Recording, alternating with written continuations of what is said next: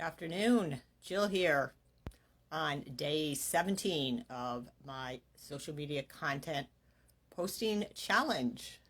Yeah, and I'm doing it without the headphones, which is really, they're kind of my security blanket. I feel kind of, they make me feel kind of safe and protected. And yeah, I'm not even really, they're not even really plugged in to the phone. So I don't know. I thought I'd try it without, but I'm out of my comfort zone. Yeah.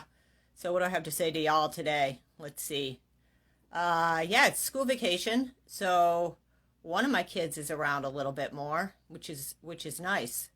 Uh, After I got done working today, we took a drive to wash the car and do some errands around town. And yeah, this is kind of boring, but I'm headed somewhere with it.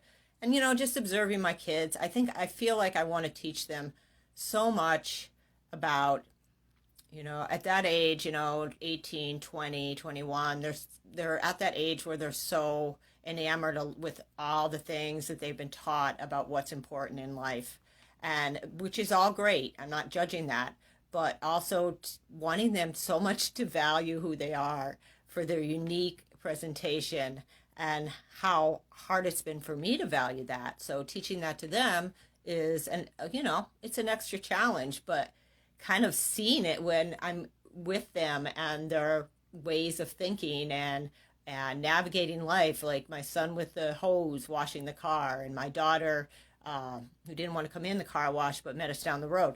All these little quirks and things that and then we're all walking through Walmart together and kind of joking around and just treasuring those moments, and sometimes how hard it is for me to step out of my comfort zone and walk into situations or do things that aren't like at the top of my list, and how almost always, if I can just let go, and shut down the mind track of what do I need, what do I got to do, and those empty spaces where thoughts come in, all those pervasive thoughts, at least that happens to me, and just be in the moment with them and with myself.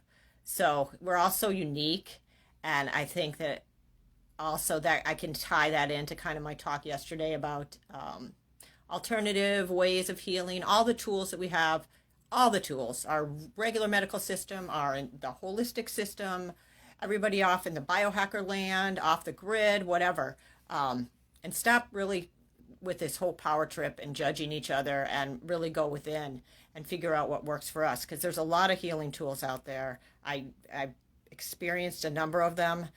Like I said, I like to push the boundaries with my own health, and kind of, I wouldn't say biohacking, but more systems hacking, figuring out different alternative medical system, typical medical system, like really far out there stuff like urine therapy, to these patches, to cannabis. And I was on prescriptions for years, and at that time that was, it wasn't, maybe not ideal for my whole physicality, but at that time that was what was there, and that's what I was using. So getting to where we really don't need much, and how challenging that is in today's world, and how we really need to step away from looking at what so and so over there is doing, and do what we're doing right here inside.